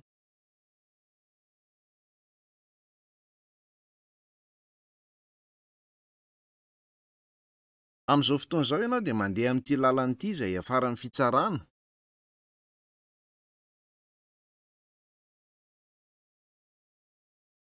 Ny olona rehetra teraka eto amin'izao tontolo izao dia mandeha amin'ity lalana ity, ary tsy misy lalana hafa azonao aleha mizotra anao. Ny olon-drehetra tsirairay avy dia mizotra amin'io lalana mankany amin'ny fitsarana io. Izany no nilazan'i Jesosy fa tokony handamina ny raharaha miaraka amin'ilay manana ady amintsika isika mialoha ny hatrehantsika fitsarana mba ho tsaraina. Inona ary no tiana ho lazaina aminy hoe ilay manana ady aminao? Io manana ady aminao io dia ny feon'ny fieritreretana ao anatinao. Izany dia ny feon'ny fieritreretanao ao anatinao ao. Manana lafiny roa ao am-pony ao ny olona tsirairay avy. Manana lafiny roa amin'ny fony ny olona iray. Manana ny sitrapony manokana izy, nefa mandritra izany fotoana izany dia manelingelina azy foana ny feon'ny fieritreretany. Manelingelina azy ny feon'ny fieritreretany. Mampahory azy hatrany izany. Mampahory azy hatrany izany. Ny zava-misy hoe mijaly noho ny feon'ny fieritreretana meloko isika dia porofo milaza amintsika fa mizotra amin'ny lalana mankany amin'ny fitsarana isika. Izany no porofo. Rehefa mampitebiteby anao ny feon'ny fieritreretanao dia izany no famantarana mazava fa ho tsaraina ianao. Koa raha ny amin'ny io lehilahy izay mifanaraka amin'ilay manana ady amin'io, rehefa voavonjy izy dia ho hitany fa tsy mampitebiteby azy intsony ny feon'ny fieritreretany. Izany no atao hoe mifanaraka amin'ny manana ady aminao. Rehefa voavonjy ianao dia tonga amin'ny fifanarahana amin'ny feon'ny fieritreretanao, izay lazaina eto hoe manana ady aminao. Rehefa mizotra amin'ny lalana miaraka aminy ianao ary tsy mampitebiteby anao intsony ny feon'ny fieritreretanao, dia tsy afara eto ianao. Izany no antony tsy maintsy hamonjenanao amin'ny fomba rehetra. Heverinao ve hoe zava-dehibe tokoa raha voavonjy ianao, nefa tena tsy maninona mihitsy koa raha tsy mety voavonjy? Jereo izay voalaza eto. Andeha ho vakiantsika indray. 5:20. Mifanaraha aingana amin'ilay manana ady aminao raha mbola miara-dia aminy ianao. Sao ilay manana ady aminao hanolotra anao amin'ny mpitsara, ary ny mpitsara kosa hanolotra anao amin'ny manam-pahefana ka atao ao am-ponjy ianao. 20. Lazaiko aminao marina tokoa, tsy ho afaka ao mihitsy ianao mandra-pandohanao ny vary reventy farany indrindra. Ny fonjy eto dia ny helo, ary rehefa milaza izy eto hoe tsy ho afaka ao mihitsy ianao mandra-pandohanao ny vary reventy farany indrindra, izany dia midika fa tsy afaka miala ao ianao raha tsy efa nanefa manontolo ny tambin'ireo fahotanao rehetra. Mamelà ianao hanazava izany bebe kokoa. Inona no atao hoe vary reventy? Io ny vola madinika kely indrindra nanantsika. Raha momba ny dolara dia izany ny sandam-bola lehibe indrindra. Misy ny dolara, ny quarter, ny dime, sy ny nickel ary ny penny. Ny penny no sanda kely indrindra amin'ireo rehetr'ireo.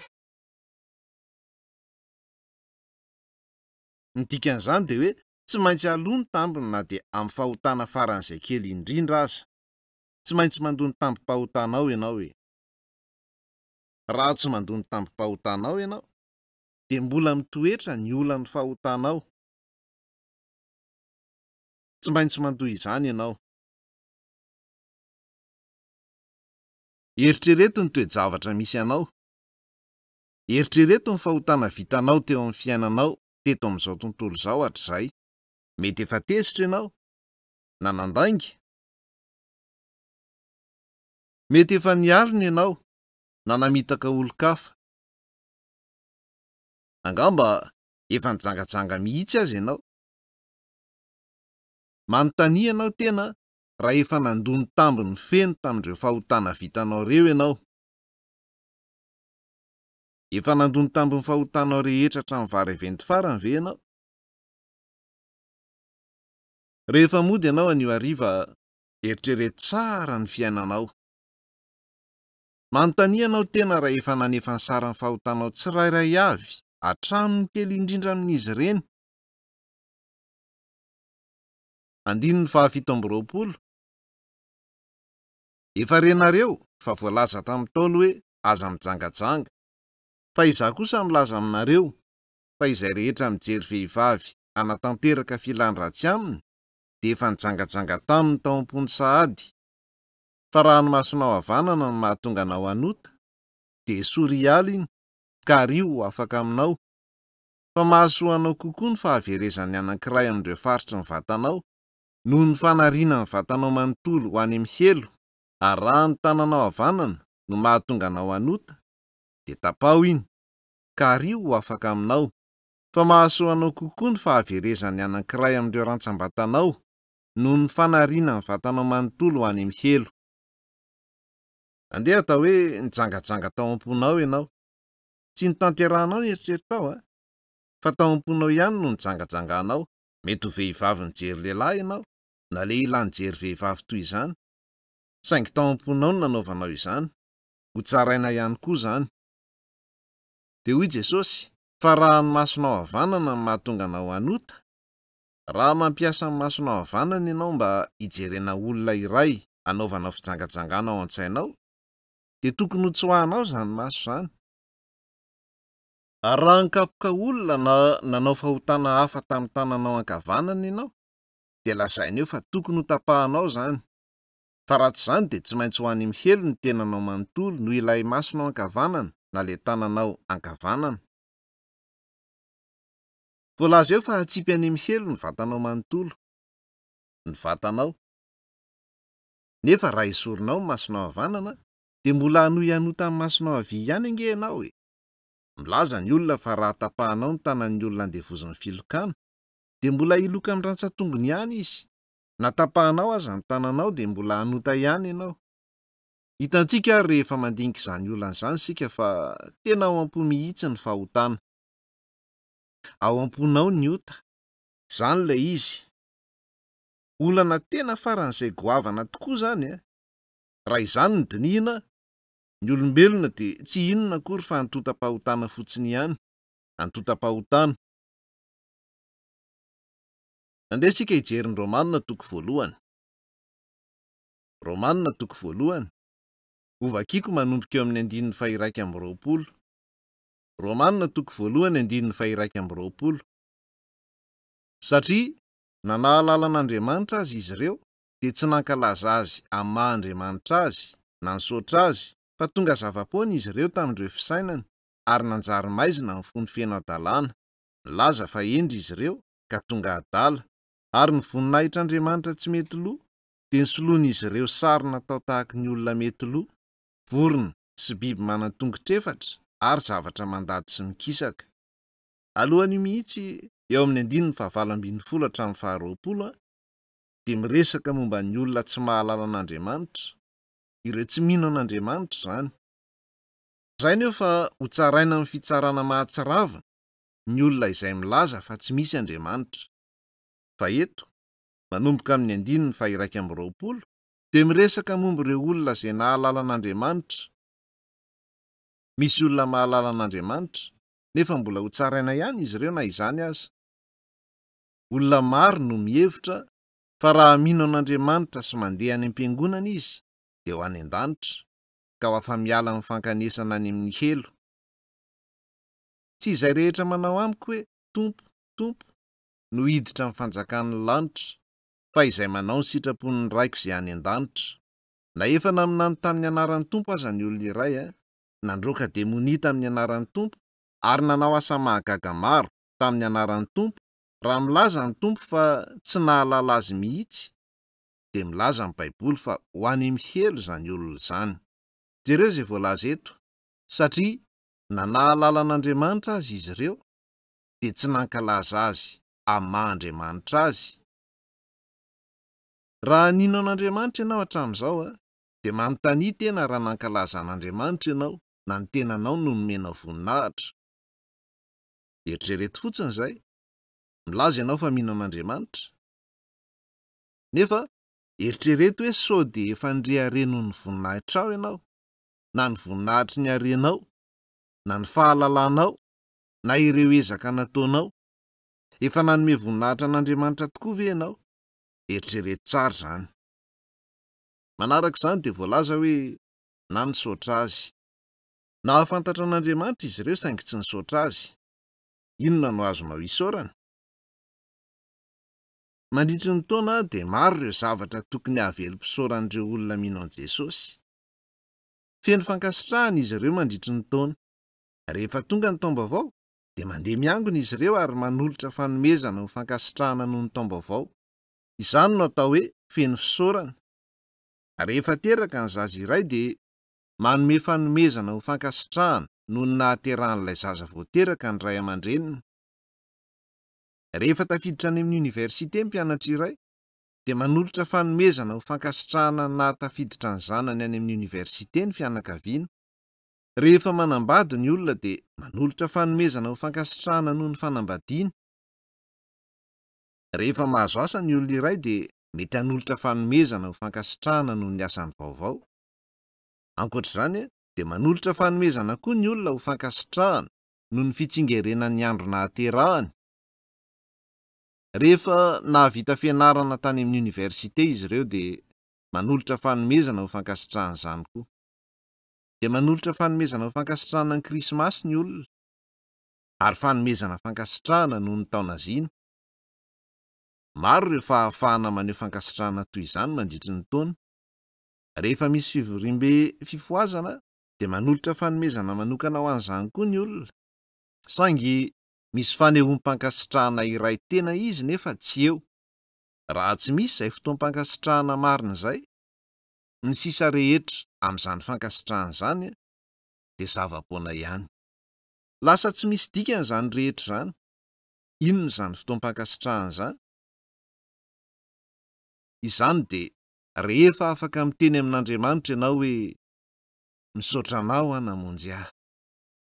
Izay no tsy ampy. Andriamanitra, voavela ny elo. Izay no fotoan'ny famonjena, ary izay no tsy ampy. Rehefa tsy manana izany fankasitrahana noho ny famonjena izany ny olona iray dia tsy misy fototra hanorenana ny sisa ny fankasitrahana. Lasa mandalo fotsiny sisa rehetra.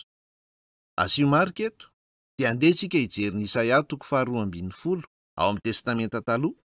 Isaia 2:12 Ary hiteny ianao amin'izany andro izany hoe, Jehova, hideranao fa na dia tezitra tamiko aza ianao, dia afaka ny fahadezeranao ka mampionina ahy ianao.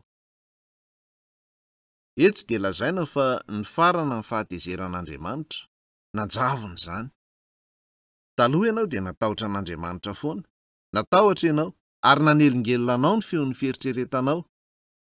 Natahotra an'Andriamanitra foana ianao taloha, nefa ankehitriny dia levona ny fahatezerany. Ny farana izany. Nahoana ary? Izany no mitranga eo amin'ny fotoana mahavoavonjy anao. Andeha izao ho tohizina ny famakiana ny Baiboly. 2. Indro Andriamanitra ny famonjena ahy, dia atoika fa tsy atahotra. Fa iah, Jehova, no heriko sy irako. Efa nanjary famonjena ho ahy koa izy. Andeha ho jerentsika izany. Inona no ankasitrahana amin'izany? Moa tsy noho ny famonjena ve? Fa fenoan'ny fisaorana noho ny famonjena izany. Nandritra ny fiainanao hatramin'izay, na mino an' Jesosy ianao na tsia, Raha tsy mbola nisy fotoana ny soaranao marina an'Andriamanitra noho ny famonjenanao, dia ho tsaraina ary alefany mihelo ianao. Ny famonjena dia tsy zavatra azonao foronina manokana na foronon'olon-kafa ao anao. Raha misy miteny aminao hoe lazao fotsiny hoe voavonjy ianao, na milaza aminao fa voavonjy ianao nanomboka tamin'ny andro nanomboanao nankany am-piangonana, dia tokony ho fantatrao fa tsy izany ny tena famonjena. Mety ho voavonjy ianao amin'ny andro voalohany iangonanao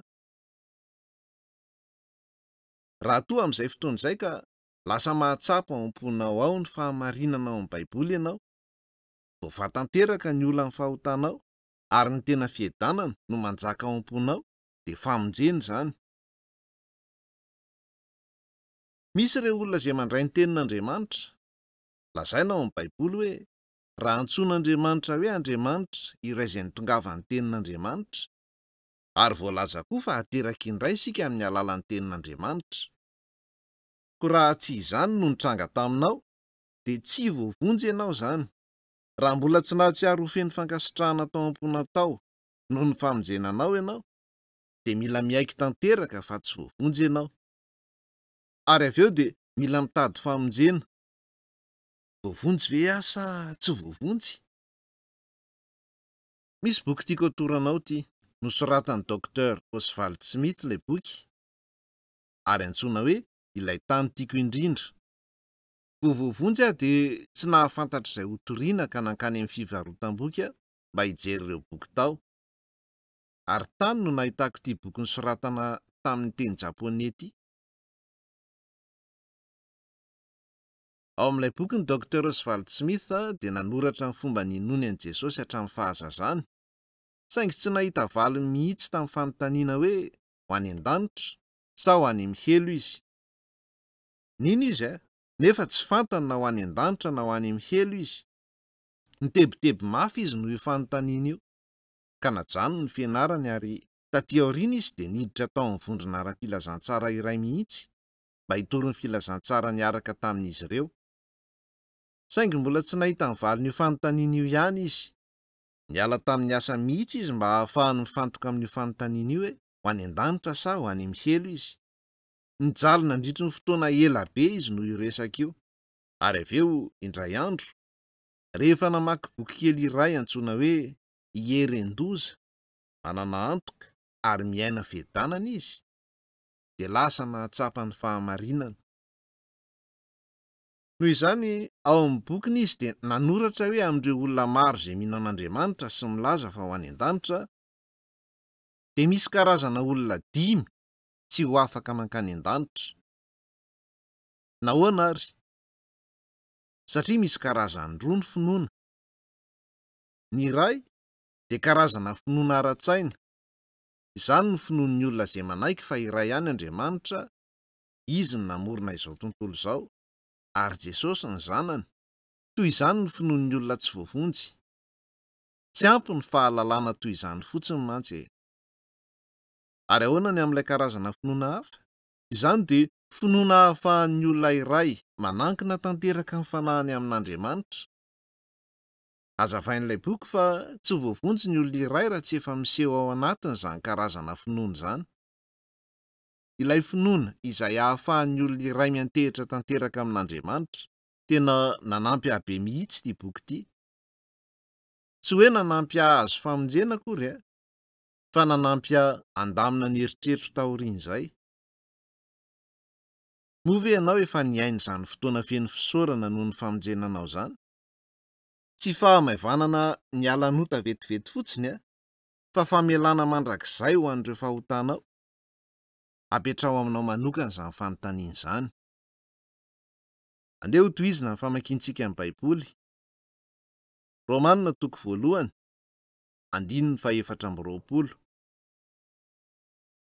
Noho izany, Andriamanitra dia namela azy ireo koa tamin'ny fahalotoana, tamin'ireo filandratsiny fon'izy ireo, mba hanalana izy ireo baraka ny vatan'izy ireo teo amin'izy samy izy, izay nanolo ny fahamarinan'Andriamanitra tamin'ny lainga, ka nanao fanompoana sy nanompo ny zavatra natao, mihoatra noho ny mpanao izay isaorana mandrakizay.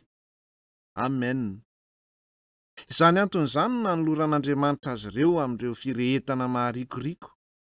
Fa na ireo vehivavy teo amin'izy ireo aza, dia nanova ny fanaony natioraly ho amin'izay manohitra ny natiora.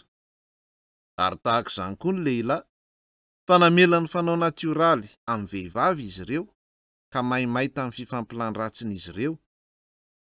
Lehilahy miaraka amin'ny lehilahy nanao izay mahamenatra, ka nandray tao amin'izy ireo ihany ny sazy izay tokony ho azy ireo noho ny adisony.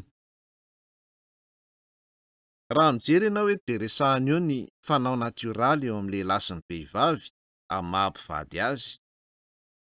Lazainy hoe fanao natioraly, rehefa tafaray ho mpivady ny lehilahy sy ny vehivavy, dia miforona ny fianakaviana iray.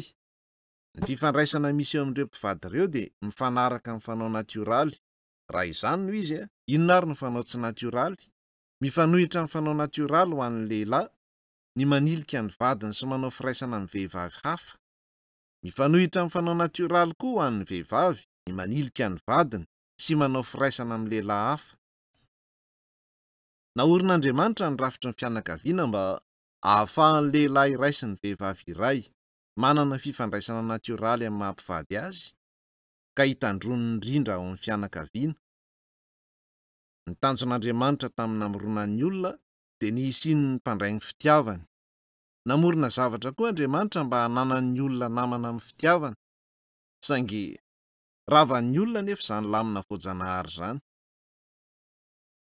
Raha ireo heloka ataon'ireo mpandika lalàna tsy ampy-taona ny resahana, dia avy amin'ny tokantrano misy ray aman-dreny tsy manana fifandraisana araka ny tokony ho izy no hiavian'ireo mpandika lalàn'ireo. Olana tena faran'izay manan-danja tokoa izany. Rava indrindra ao amin'ny fianakaviana satria tsy araka ny tokony ho izy ny fifandraisana misy ao. Tia tena ny olona amin'izao andro izao. Koa na mety hifankatia azy izy ireo rehefa manoro tokantrano voalohany, raha vao miara-mipetraka mandritry ny fotoana maharitraritra izy ireo, dia mahita fa tsy mifanaraka ny toetran'izy ireo. Ahoana no ahafahan'ny olona roa mifanaraka tsara? Lehilahy sy vehivavy no resahana. Tsy afaka ny hitovy mihitsy izy ireo. Na mety ho samy hafa aza ny toetry ny mpivady, dia tsy maintsy mianatra mifanaraka amin'ny alalan'ny faharetana sy ny fandeferana izy ireo. Izany no mahatonga ny fianakaviana sy ny fanambadiana. Rehefa lasa tsy natioraly ary simba izany fifandraisana izany, dia lasa fahotana. Miteraka fahotana maro izany. Dia inona no mitranga avy eo? Andeha ho tohizina ny famakiana amin'ny Baiboly. Voalaza eo amin'ny 7:20 hoe ary tahaka izany koa ny lehilahy, fa namela ny fanao natioraly amin'ny vehivavy izy ireo, ka maimay tamin'ny fifampilany-ratsin'izy ireo. Lehilahy miaraka amin'ny lehilahy nanao izay mahamenatra. Inona no resahana amin'izany? Firaisana samy lehilahy na samy vehivavy izany. Lehilahy roa manao firaisana ara-nofo. Ko raha mijery ianao eto dia voalaza hoe ka nandray tao amin'izy ireo ihany ny sazy izay tokony ho azy ireo noho ny adisony. Amin'ireo fahotana, ny firaisany samy lehilahy na ny samy vehivavy dia fahotana hanafaizana mivantana ny olona. Ny didy mitondra fitahiana mivantana dia ilay didy hoe manajanona ianao sy ny reninao. Ary ny fahotana izay miafara ny famaizana mivantana kosa dia ny ota amin'ny firaisana eo amin'ny lehilahy sy ny lehilahy, na ny vehivavy sy ny vehivavy. Mila mahafantatra izany ianao. Tsy diso velively ny tenin'Andriamanitra. Mety ho efa 2000 taona lasa izay niraketana ny soratr'ireo tenin'ireo, saingy miharihary tokoa eto amin'izao tontolo misy antsika ankehitriny izao io fahotana mahatsiravina io. Izany no voalaza ao amin'ny Baiboly, saingy misafidy ny tsy hiraharah tanteraka amin'ny Baiboly ny olona. Raha efa lasa lavitra toy izany ny zavatra rehetra, dia tsy betsaka intsony ny fotoana sisa tavela ho an'izao tontolo izao. Any amin'ny firenena sasany dia tsy heloka intsony ny fanitsakitsaham-bady, ary ankehitriny aza dia manaiky ny firaisan'ny samy lehilahy na samy vehivavy ny fiangonana fa tsy mihevitra izany ho fahotana. Jereo izao ny 9:20. Ary araka ny tsy nitiavan'izy ireo mitanan'Andriamanitra ho ao amin'ny fahalalàn'izy ireo, dia izany kosa ny nanoloran'Andriamanitra azy ireo ho amin'ny fisainana mirefarefa hanao ireo zavatra izay tsy mendrika. Jereo izay voalaza eto. tsy mitana an'Andriamanitra ho ao amin'ny fahalalàn'izy ireo. Tsy toa hafahafa ve zany? Mitana an'Andriamanitra ao amin'ny fahalalàna. Angamba maro aminareo ny aina hatramin'izao nefa tsy nieritreritra akory ny hanao izany. Inona ny dikany hoe mitana an'Andriamanitra amin'ny fahalalàna ao? Na inona tianao, dia izany ny tananao amin'ny fahalalàna ao. Raha raiki-pity amin'Andriamatoa Jones ny vehivavy iray antsoina hoe Mademoiselle Smith, dia eritreritra azy foana izy. Eritreritra azy izy rehefa ao an-trano, eritreritra azy izy rehefa any am-piasana, eritreritra azy izy rehefa mahita tovolahy hafa mandeha eny an-dalana eny. Ho tazoniny foana ao amin'ny fahalalàna na ao an-tsainy Monsieur Jones. Nahoana ary? Satria izy tia azy. Misy koa ny olona tia vola. Ny any eritreretin'izy ireny amin'ny fotoana rehetra dia vola. Na mifoy izy ireny, na matory, dia vola ihany no eritreretiny. Resa-bola no ijeren'ny olona rehetra. Ary noho ny fitiavan'izy ireny vola, dia izay ihany no ao am-pony. Tsy tian'Andriamanitra izy ireny ka tsy mitana an'Andriamanitra ao amin'ny fahalalàna. Asio marika eto dia andeha isika hijery Matio 12:20. Matio 12:20, 14:70. Ary rehefa ren'ny fariseo fa nataon'i Jesosy tsy nahateny ny sadoseo, dia niara-nivory izy ireo. Avy eo ny anankiray tamin'izy ireo izay mpahay lalàna dia nanontany nizahan-toetra azy ka nanao hoe, mpampianatro, inona ny didy lehibe ao amin'ny lalàna? Hoy Jesosy taminy, tiavan'i Jehovah-Andriamanitra ao amin'ny fonao rehetra, amin'ny ainao rehetra, ary amin'ny sainao rehetra. Izay ny didy voalohany sady lehibe.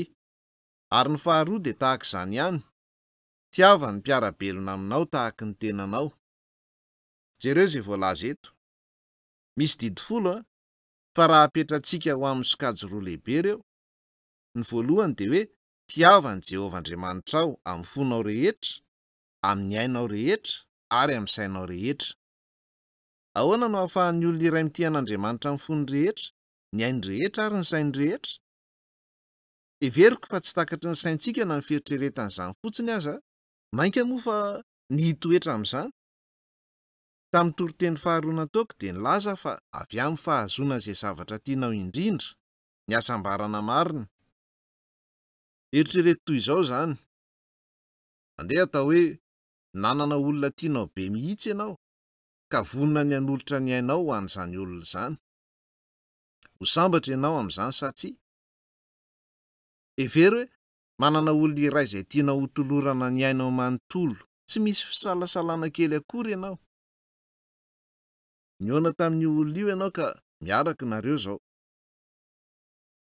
Dia ianao zany ny olona sambatra indrindra eto amin'izao tontolo izao. Andeha nefa atao hoe Andriamanitra le olona tianao. Raha Andriamanitra le olona tianao indrindra ka mahatonga anao ho vonona ny hanolotra ny ainao ho azy, tsy ho sambatra ve ianao? Tena ho faran'izay sambatra ianao. Noho izany, anankiray amin'ireo antony sy tanjon'Andriamanitra tamin'ny namoronan'ny olona ny mba hitiavan'ny olona azy. Amin'ny fomba fijerin'Andriamanitra dia te hitia fotsiny ny olona tsy misy fepetra izy. Ary tiany ho fantatry ny olona ny fitiavany, ka ho tia azy ny olona ho setrin'izany. Tiany ny hisian'ny fifandraisan'ny fitiavana tonga lafatra eo amin'ny manokana sy ny olombelona, fitiavana vonona hanao sorona ny zavatra rehetra. Izany ny tombontsoa manokana nomenan'ny olombelona.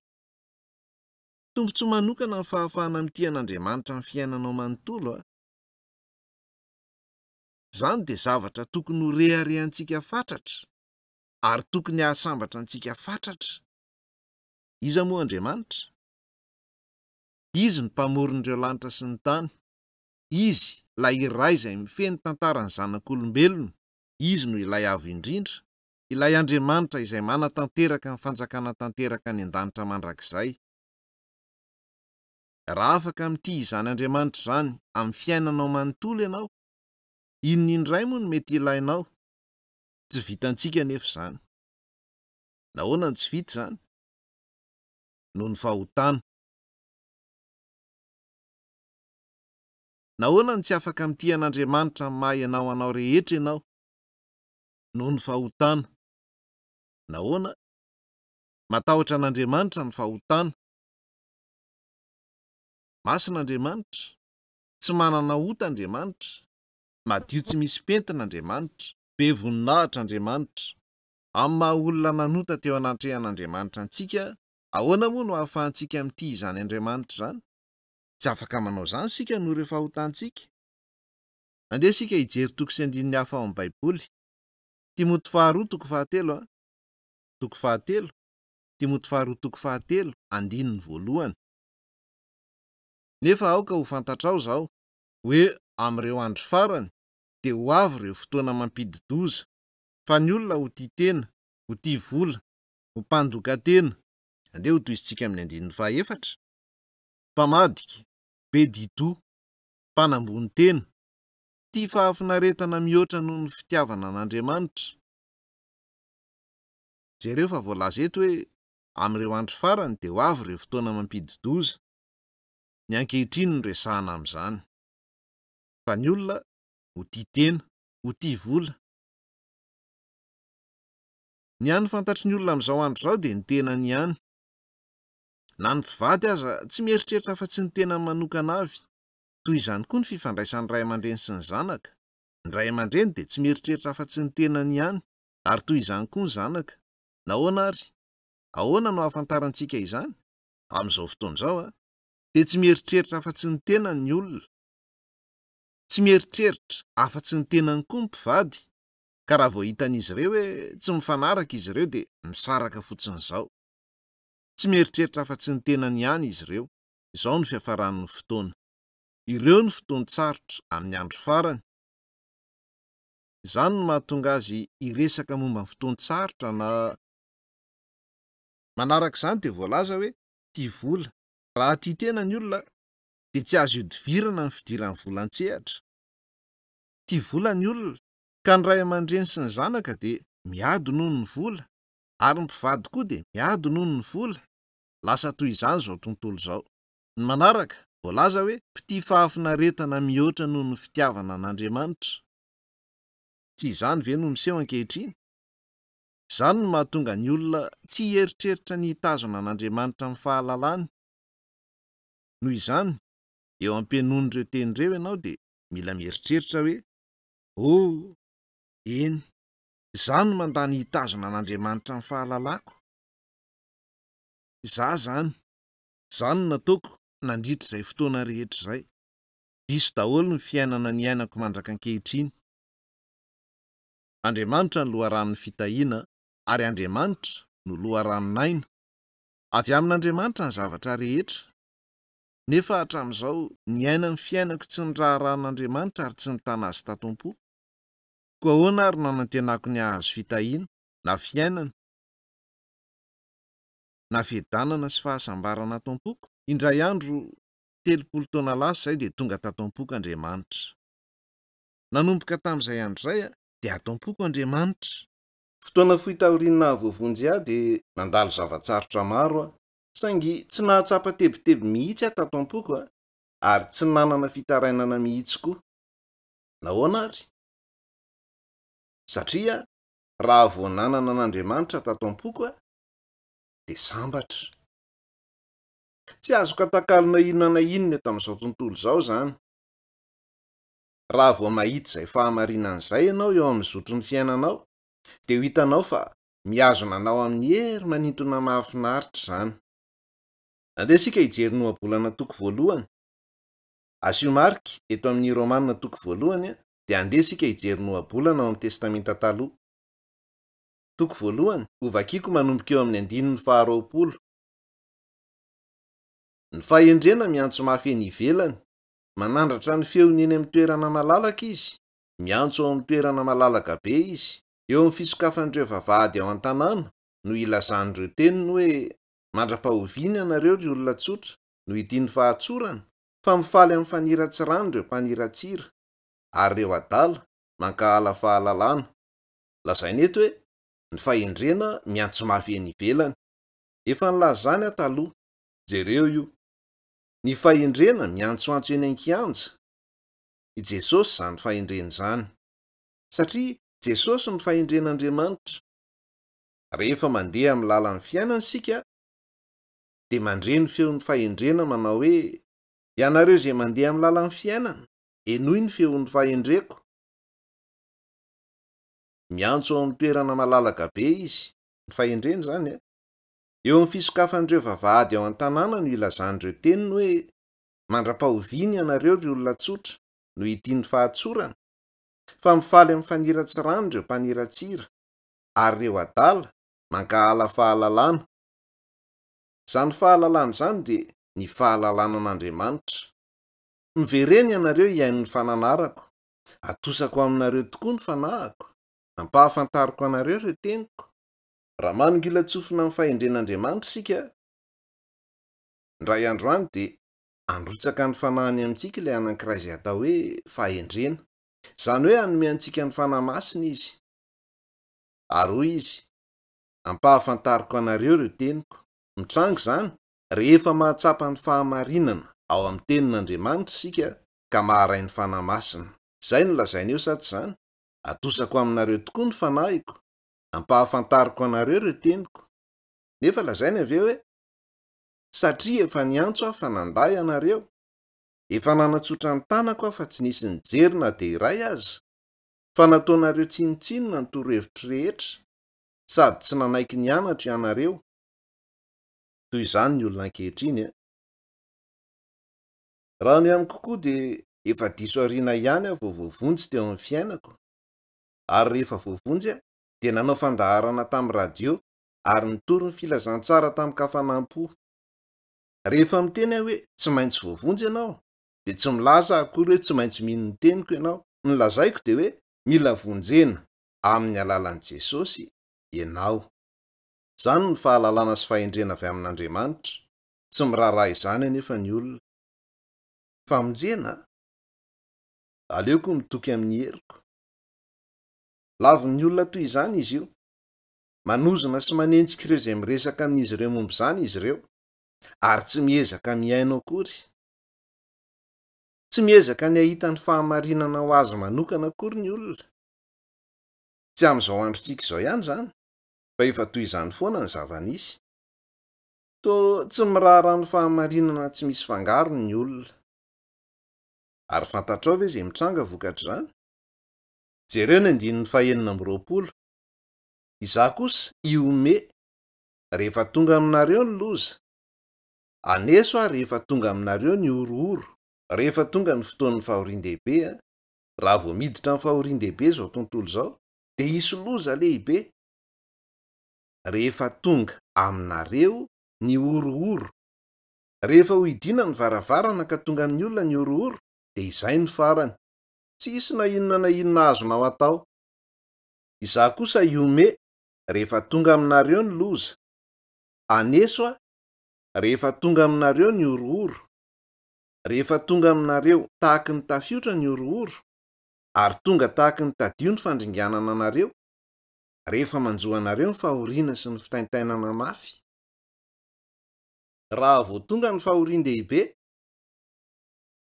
dia izay no farany. Tsy ilaina mihitsy ny fiantsonan'ny tompo amin'izay. Tsy ilaina ny mibebaka sy mitaraina amin'ny tompo mba hamonjy anao. Mety hitomany sy hikapitratra ianao ka hiantsoantso hoe lasa ny fararano, tapitra ny fahavaratra, nefa tsy voavonjy sika. Nefa ho diso aoriana loatra izany. Lazaina eo fa iomeanao ny tompo. Amin'izao fotoana izao dia miaina amin'ny fotoan'ny fahasoavana sika. Koa satria mbola miaina amin'ny fotoana azontsika ny fahasoavan'Andriamanitra sika, dia tokony ho tsaroanao fa ireo tenin'ny tompo ireo no feon'Andriamanitra. Ny tenin'ny Baiboly no feon'Andriamanitra. Ireo no tenin'i Jesosy. Raha mbola manana fahafahana ihany ianao dia ekeo ao am-ponao ireo tenin'ireo. Ekeo izany rehefa mananatra anao ny Baiboly ary milaza aminao ny atao hoe ota. Efa nanao izany fahotana izany aho. Inona no azoko atao mba handosirana izany fahotana izany? Moa ve ianao tsy mila mandinika sy mibebaka?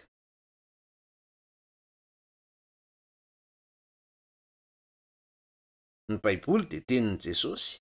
Io ny tenin'Andriamanitra. Miresaka aminao ampangorahanaandriamanitra, milaza aminao mba ahatsapa izany fahamarinana izany.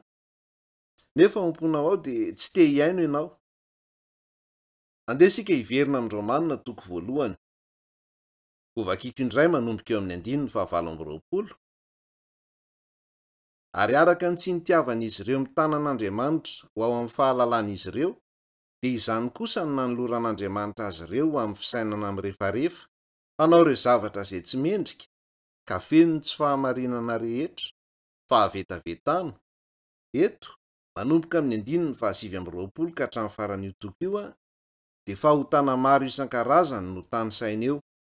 Rehefa mamaky io lisitra io ianao, ny ota tsirairay avy ao dia eritrereto hoe inona amin'ireo fahotan'ireo no miatra aminao. Aza eritreretina fotsiny hoe miatra aminao daholo izy rehetra. Raha izany mantsy no nataonao, dia tsy ho afaka hahita ny fahotana sasany izay ao am-ponao ao ianao, ka feno ny tsy fahamarinana rehetra. Jereo ary ny ao am-posinao.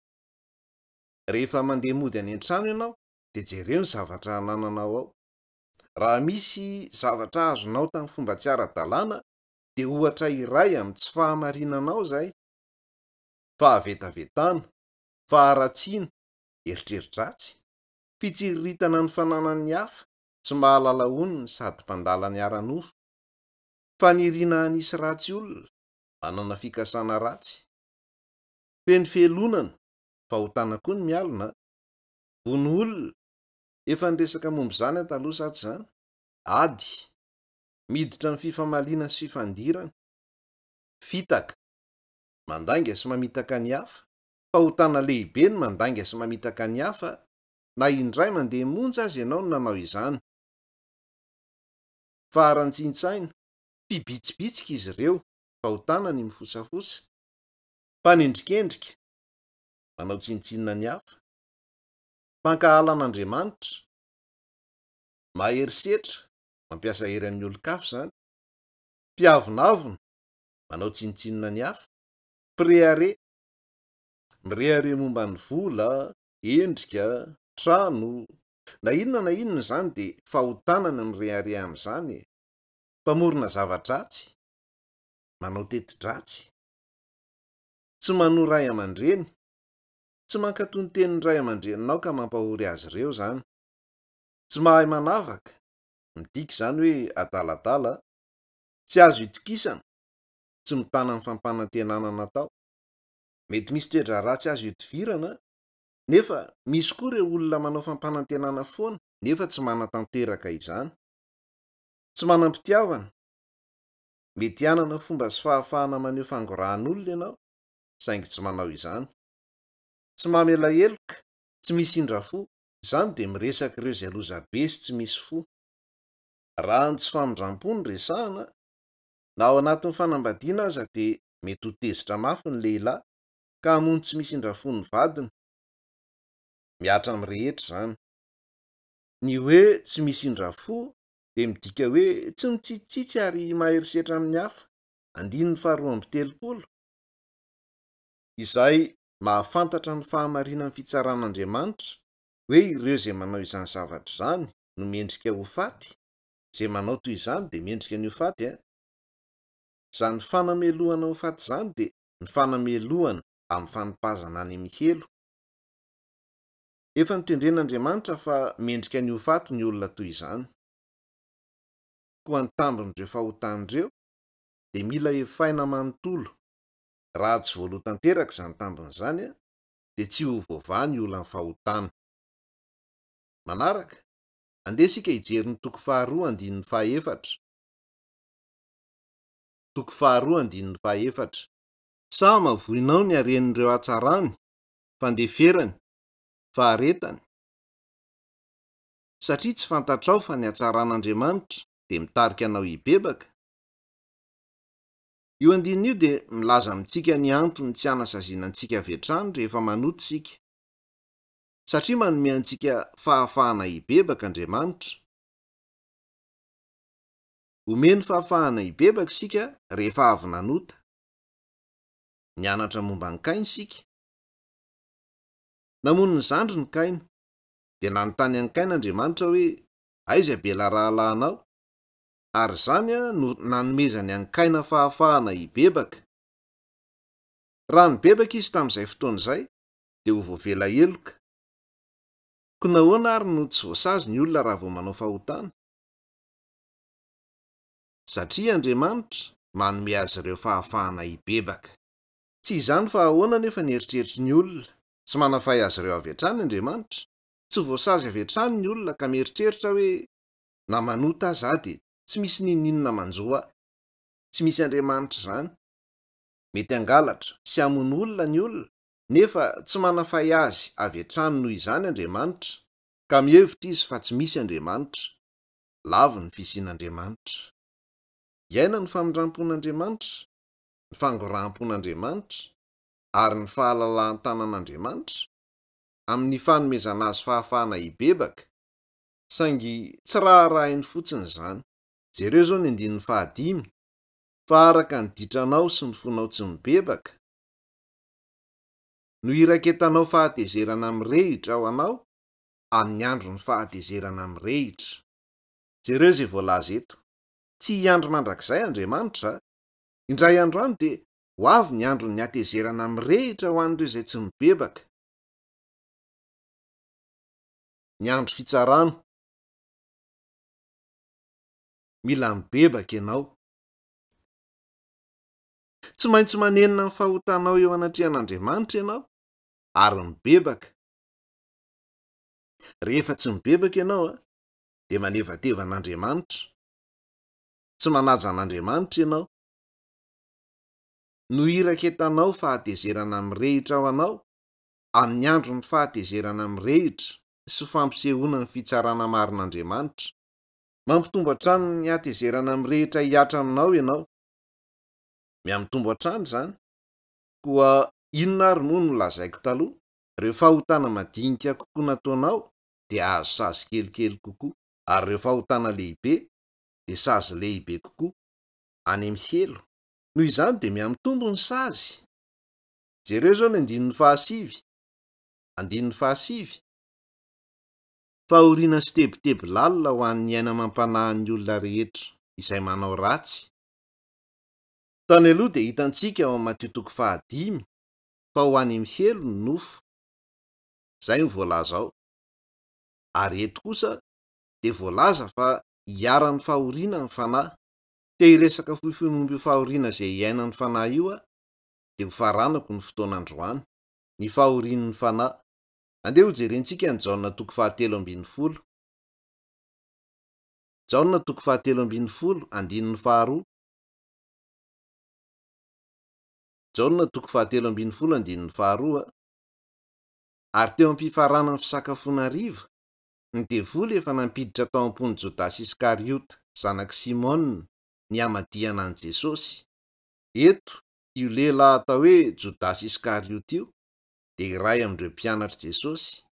Anisan'ny mpianatr' Jesosy izy kanefa rehefa nanaraka an' Jesosy izy dia hitany fa tsy dia nandrisika azy loatra izany. Te hamono an' Jesosy ireo mpitarika an Jiosy, ary hitan'i Jodasy fa tsy nahita fanararaotana nanaovan'izany izy ireo, dia nihevitra izy fa mety ho izy no hanampy azy ireo, ka nanapa-kevitra ny hamadika ny mpampianatra azy izy. Milaza amin'ny Baiboly fa ny devoly no namboly izany hevitra izany tao an-tsainy. Jereo kely ery ambanimbany ery ange. Ny 19.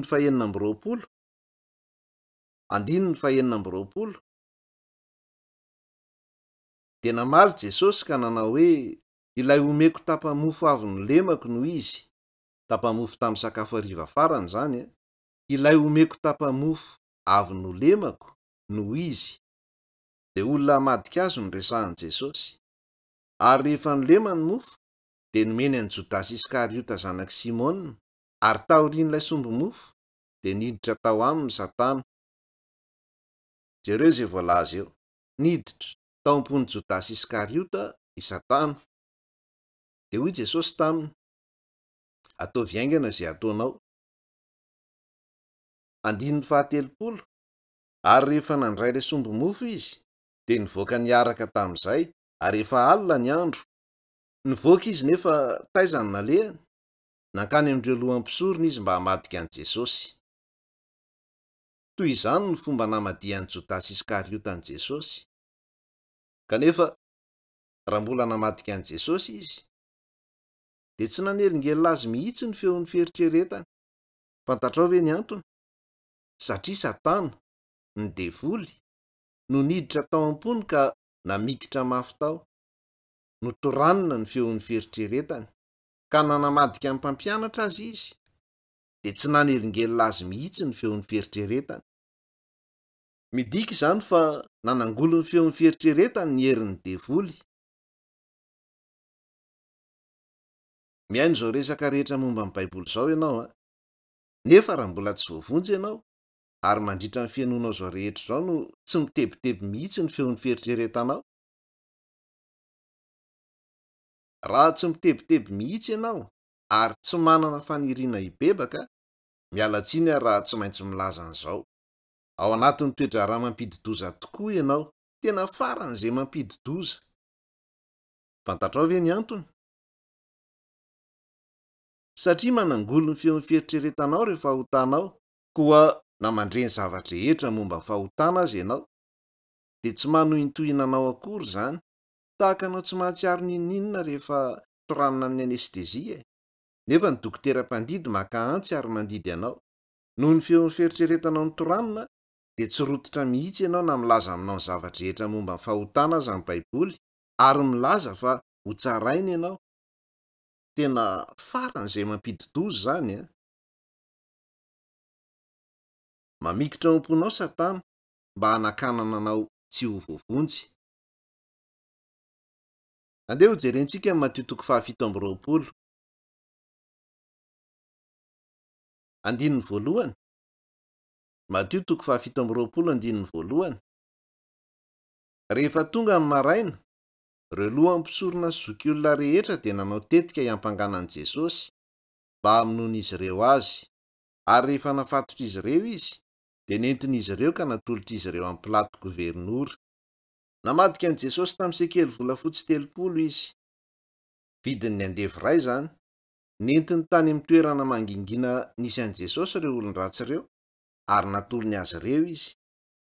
Toy izany no namadiana azy, nosamboriny Jesosy ary nentina voalohany no tsarain'ireo mpitondra fivavahana izy. Tany no nanamelohana azy ho faty.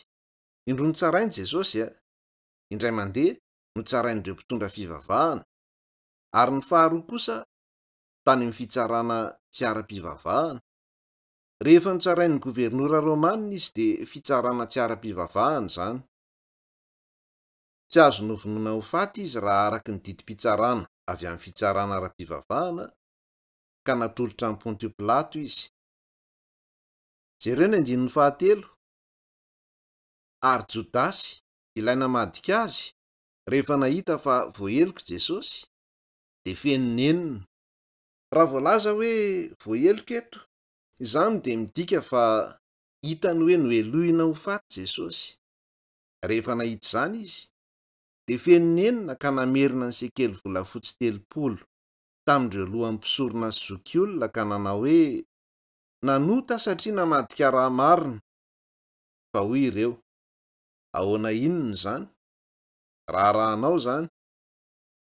Rehefa hitany fa voaheloka ho faty Jesosy, dia nanomboka nahatsiaro nenina tao am-pony Jodasy. Nahoana ary izy no nahatsapy izany nenina izany? Satria Satana niditra tao am-pony, nefa izao dia navelany Satana izy.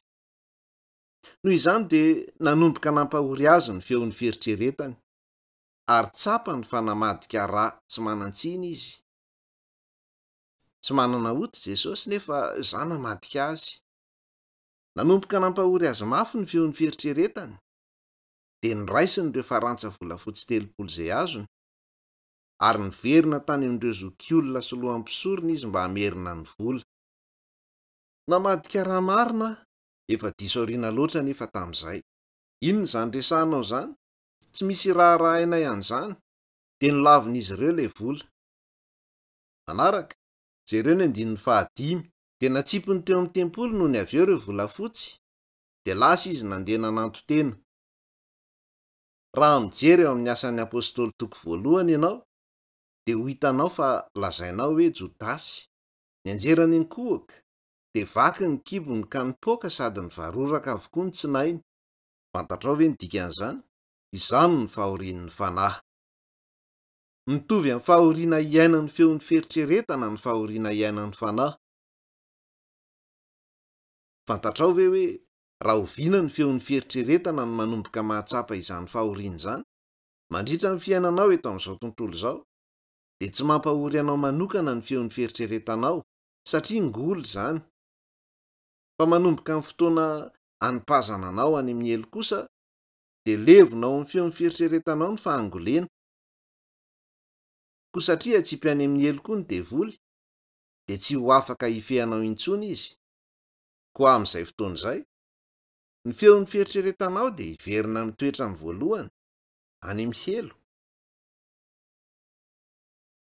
Noho izany, amin'izay fotoana izay dia anomboka nindrona ny feon'ny fieritreretanao toy ny fanjaitra maro sy tsilo maro ireo fahotana rehetra nataonao teto amin'izao tontolo izao. Nangiry firy mafy ny feon'ny fieritreretan'i Jodasy Iskariota, niaina izany fahoriana izany izy ka nandeha nanantotena. Nianjera izy, paritaka ny tao anatiny ary niboraka tetỳ ivelany tsinainy. Inona ny dikany hoe voavonjy? Ny hoe voavonjy dia ny fahafantaranao ny fahotanao ao amin'ny feon'ny fieritreretanao ankehitriny, ary avy eo dia afahana amin'izany fahotana izany ianao. Ny famonjena dia fahafahana mifangiry firiana ao amin'ny feon'ny fieritreretanao. Raha tsy miaina izany ianao, manomboka amin'ny fotoana anipazana anao any amin'ny elo, dia ho afaka amin'ny fifehezan'ny devoly ny feon'ny fieritreretanao ka hiaina fangiry firiana tsy tanty ianao. Noho izany, misy ny fangiry firian'ny fanahy sy ny fangiry firian'ny nofo. Araka ny lazaiko teo aloha, amin'izany fotoana izany dia efa ao amin'ny vatanao efa natsangana tamin'ny maty ianao, ka tsy mety ho faty. Ho miangavy aho, mahitsy ianao amin'ny tenanao, ary mahitsy koa eo anatrehan'Andriamanitra.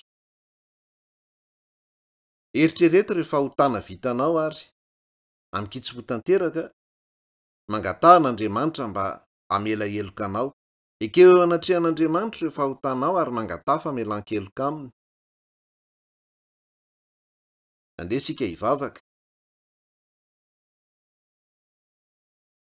Meloa ny ivavahantsika dia tadidio fa rehefa manota amin'ny hafa ianao, dia manao izany fahotana izany amin'Andriamanitra koa, satria tsy nankatony tenin'Andriamanitra ianao. Mila mibebaka ireo fahotanao ianao, tsy eo anatrehan'ny hafa fa eo anatrehan'Andriamanitra. Mila miaika ianao amin'ny kitsipo. Izany ihany ny fomba ahafahanao mahazo ireo andininy miresaka momba ny famelan-keloka. Ry Tompo any an-danitra, teraka tao anatin'ny ota izahay rehetra ary niaina ny fiainanay tamin'ny fahotana. Niaina ny fiainanay izahay fa tsy nahalala ny atao hoe ota. Maloto sy ratsy ny fonay, ary satria no azon'ny ota ny fonay, dia tsy fantatray akory hoe oviano izahay no nanota. Tsy nikorontana ny feon'ny fieritreretanay rehefa nanota izahay, ka noho izany dia niaina tamin'ny fo ratsy sady tsy menatra izahay. Tompo, mivavaka izahay mba hamoaza anao ny fonindreo izay miondrika eo anatrehanao ankehitriny, ary hamela azy ireo ahita ny fahotana. Avelao ny olona tsirairay avy mba ahafantatra ireo fahotana izay nataony teo anatrehanao, ka handohalika hametraka ireo fahotan'ireo eo anoloanao. Mivavaka koa izahay mba hitarihanao azy ireo hitodika aminao, ary hangataka famelan-keloka amin'ny kitsipo tanteraka. Ary mangataka aminao izahay mba hitarihanao azy ireo mba hahafahan'izy ireo manaiky ny teninao amin'ny fofeny fanetrentena. Mivavaka amin'ny anaran'i Jesosy izahay. Amen.